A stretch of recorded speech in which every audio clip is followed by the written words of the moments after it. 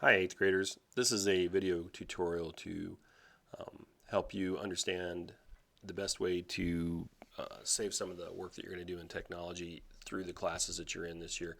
The real purpose is to create a safe place online to save some of these things we call artifacts. And I just want you to remember that an artifact is an assignment or a project or an assessment that shows evidence that you've learned in an area or that you've grown in an area, probably technology. You're not going to be saving every single thing, but you're going to be saving the ones that will help us show that you've met certain standards that the state expects you to meet. And the way we're going to do this is through an online storage center called livebinders.com. And the cool thing about it being online is that you can access this from home. And so unlike maybe when you were in 6th and 7th grade, when you do a technology project, you should be able to pull it up at home and show mom and dad how it went and what you're proud of. You need to remember that each of you students will need to have his or her own unique account in LiveBinders. And so we're going to start off by setting up that account today in this first tutorial. Best way to do that then is to go to your dock and find a browser. And you can use Firefox or Safari. I'm just going to use Firefox because it's more convenient for me. When I click on Firefox, it brings up my browser. My home page is Waukee. Now up here where the address bar is, and it says waukee.k12.ia, I'm going to highlight everything past the www dot. I'm going to highlight that part because that's what I want to replace. I'm going to type in livebinders. Notice it's got an S on the end. livebinders.com, and then hit return. And it takes me right to the sign-in page. And on this page, up in the top right-hand corner up here where it says sign up, there's a little button for me to click. So I'm going to click sign up. And it takes me right into the sign-up page. And just depends on how well things are working with the network. It's going a little bit slow. There we go. Now we're in. And sometimes it remembers certain computers, it remembers information you've already put in there so that you don't have to retype it all the time. So I'll take that out and I will show you what you need to put in today. For setting up the account, you need a username, and so we're going to try to make that as easy as possible for you. We want you to use your own last name, and I'll use mine to show you, your own last name, and then your birthday. Notice everything's in lowercase, there are no spaces. The birthday should be your month, so that's 2 digits. The day, and since I was born on the 8th, I'll put a 08 for the 8th, and then the year should be 4 digits. And yes, I was born in 1956.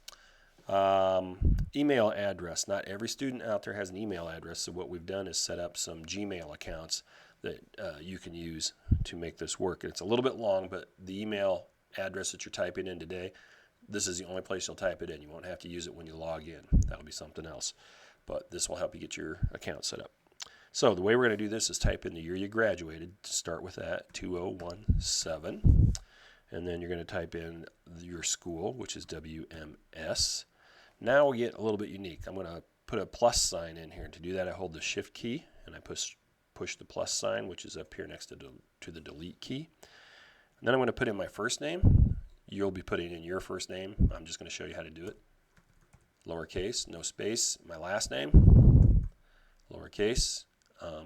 After that, I've put in the @ sign, which is up on my number 2 key. And gmail, mail.com. Okay, so 2017 WMS plus sign, first name, last name, @gmail.com.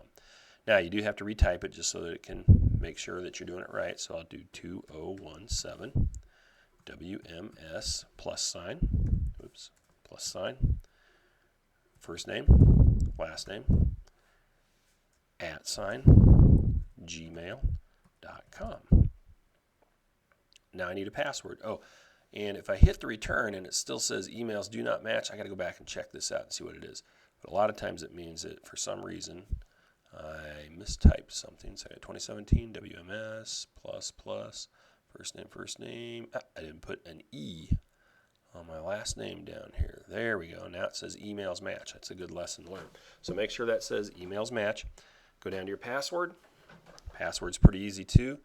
It's going to be encrypted, so you won't see anything except the dots that come up. But you're going to start off with the letters WMS in lowercase, because that's your school, and then you're going to put in your personal student ID number. And as I do that, you notice that the strength of my password went from weak to better. So it's not terribly strong, but it's good enough for now. So again, retype it, WMS, and your ID number. And you have passwords match. Ding, ding, ding, that's great. All right, it says, I would like to know when you're changing things at Live Binders. Do not check that. I would like to receive updates about how my binders are viewed or commented on. You do not want that checked either. So the next step is to come down here where it says sign up. You're going to click right on that, and when you do, it'll take you to your Live Binders page.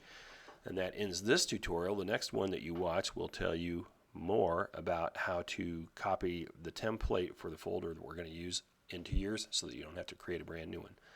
Thank you very much.